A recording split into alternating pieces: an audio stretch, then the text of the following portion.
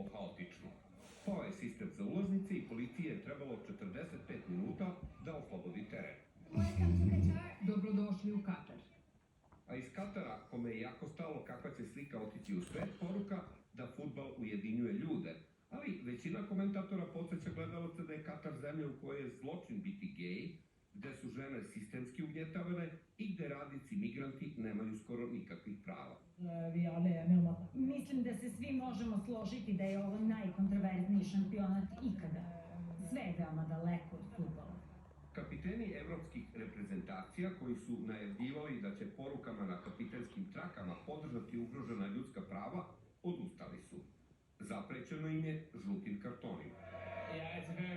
Teško je reći, čak i ako Harry Kane dobije žuti karton, to ne mora nužno da utiče na igru.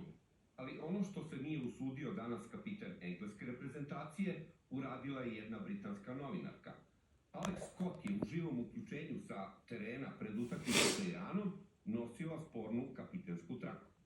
Iranski reprezentativci, koji su inače najavljivali da će na kapitenskoj traci dati podršku Palestini, imaju svoje probleme.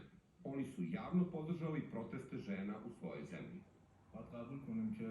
Moramo da prihvatimo da situacija u našoj zemlji nije dobra i da naši ljudi nisu srećni, nego su nezadovoljni. Nemci su odlučili da u znak podrške ljudskim pravima na svoj trening pozovu katarski ženski fudbalski tim. Ali mnogo nemačkih navijača bojkotuje šampionat posle odluke domaćina da ne dozvoli mešano učešće muškaraca i žena na pratećem kupu navijača. FIFA je danas zabranila podršku u korist različitosti i ljudskih prava. To su vrednosti na koje se obavezujemo u svojim statutima. Ovo je događaj bez presedana u istoriji svetskog prvenstva. Mnogi navijače ne pogađaju toliko pitanja ljudskih sloboda. Mnogo im je teže pao šampionat bez